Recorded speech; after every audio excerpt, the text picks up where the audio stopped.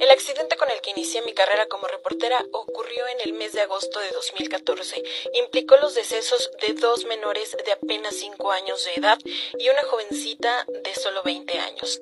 Ella era mamá de uno de los niños y hermana del otro. Las víctimas eran originarias del municipio de San Martín Texmelucan. Además de ser la primera vez que vi cara a cara a personas sin vida, la escena era bastante trágica.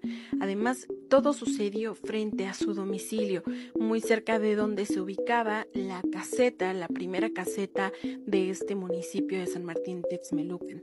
Esta familia tenía una talachería y, de acuerdo a lo que nos narró la mamá en ese entonces, los niños se dirigían ya al kinder. Normalmente era el abuelo, papá de la joven y de uno de los niños y abuelo del otro, quien los llevaba al kinder que se encontraba cruzando la autopista. Evidentemente, pues no existe un puente peatonal, por lo que la familia cruzaba esta vía rápida, pues arriesgándose literalmente. El conductor responsable de este lamentable suceso fue un hombre que conducía un vehículo Alfa Romeo, una unidad color negro. Desconozco de coches, pero tengo entendido que son de alto valor. Esta persona presuntamente circulaba en estado etílico. Los niños ya habían cruzado la autopista. Se encontraban en el acotamiento cuando esta persona rebasó y los arrolló. Yo era la persona más miedosa del universo. Imposible que yo acudiera siquiera a un funeral.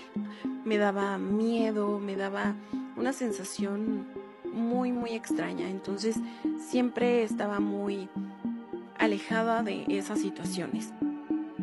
¿Qué pasa? Cuando yo estaba haciendo mis prácticas profesionales, parte de ello involucraba salir a campo.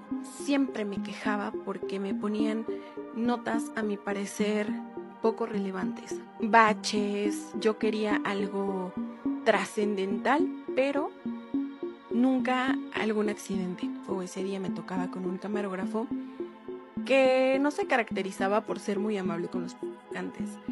De hecho, no me hablaba.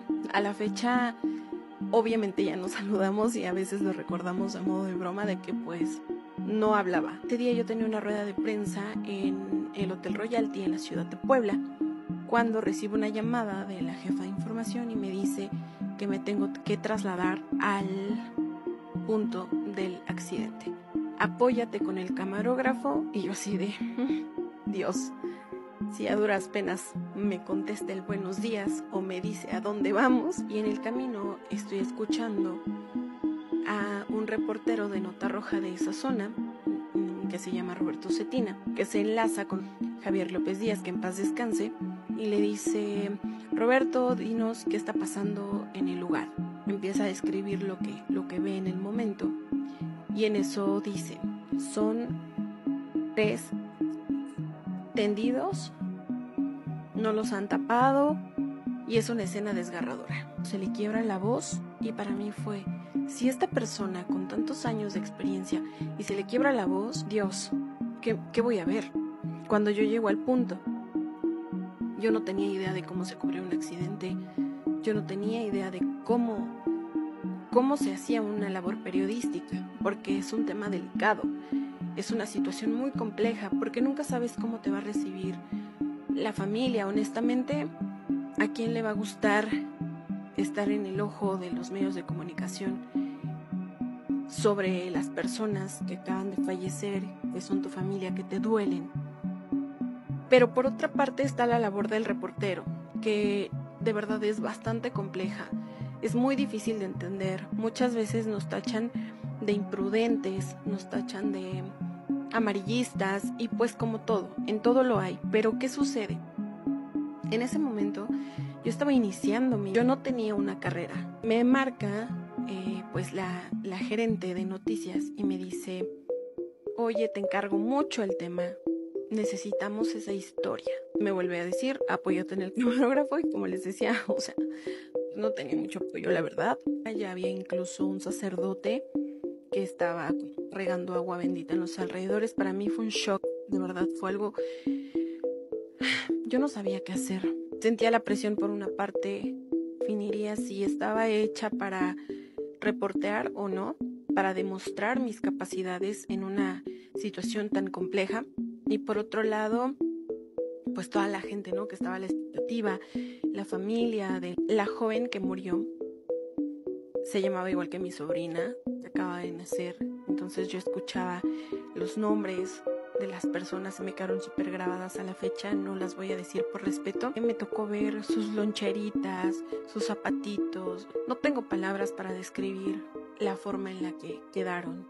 No se podían reconocer. El conductor pues fue golpeado por algunos habitantes, lo rescataron los paramédicos, lo tuvieron como aislado en lo que llegaban las autoridades.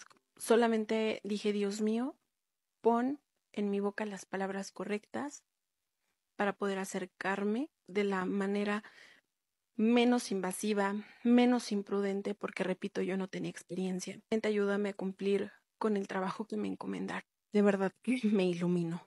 Debo destacar que tampoco recibí apoyo de los compañeros que estaban ahí, que repito, ya tenían muchos años más, o bueno, mucha experiencia. A diferencia de mí, recuerdo muy bien que de hecho un fotógrafo, cuando me vio con intenciones de acercarme a la familia, me dijo, se nota que eres nueva, ¿verdad? Me pude acercar a la mamá de la joven y de uno de los niños y abuela de uno de los chiquitos. Yo estaba en shock, pero aún así accedió a darme esa entrevista. Me contó que su hijo no se quería levantar para ir a la escuela, en que tenía un pesar muy grande, había sido no haberle comprado un triciclo. Por otra parte, el esposo de la señora me dijo que él era quien iba a llevar a los niños a la escuela. Por azares del destino llegó, ellos tenían una vulcanizadora, llegó un camión, ya se hacía tarde para que los niños llegaran a la escuela. La chava decide llevarlos.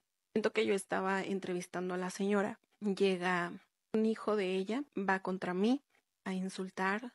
Cabe destacar que cuando yo estaba haciendo las entrevistas, ya los demás compañeros que me criticaron en un inicio, que me dijeron inexperta y demás, pero que no se atrevían a acercarse a la familia, al momento de ver que estaban dándome una declaración, metieron todos sus micrófonos, sus grabadoras y pues se llevaron la nota también. ¿Para qué llevar esa nota? Pero siendo honestos, pues al final de cuentas es noticia. Nuestra labor es informar de manera muy cuidadosa sin caer en el amarillismo. Después de que llega el hijo, pues nos hacemos hacia un lado. El papá incluso me compartió que la chava acababa de llegar a vivir ahí con ellos. La mamá y la hija se embarazaron al mismo tiempo, entonces los niños, o sea, el tío y el sobrinito, tenían la misma edad, 5 años. La chava acababa de regresarse con sus papás, porque pues no le había ido bien con el papá de su hijo. Solamente una persona me ayudó, un reportero de Nota Roja, Joel Arcega, me instruyó, me guió un poco, me proporcionó datos porque de verdad yo no sabía qué hacer. Pude cumplir con mi trabajo. Cuando salió al aire fue un hecho que impactó a muchas personas. Todavía no estaba el punch de las redes sociales, entonces no hay como una evidencia, un video del reportaje. En el aspecto sentimental, traje grabado el nombre de estas personas en mi mente. Lo escuchaba y lo escuchaba cada que me iba a dormir. Me pesaba mucho. Por casi un mes, platicando con mi abuela, me dijo, deberías rezarles, ofrecerles una disculpa. No era tu intención lucrar y que si se sintieron ofendidos, te perdonen. Pude conciliar el sueño. Y lo más impactante de esta historia, al año, este compañero que me ayudó, Joel, regresó al punto para darle seguimiento a la historia. El papá también falleció. De acuerdo a lo que le narraron, el señor no pudo con la tristeza y se dejó. La familia se fue de ahí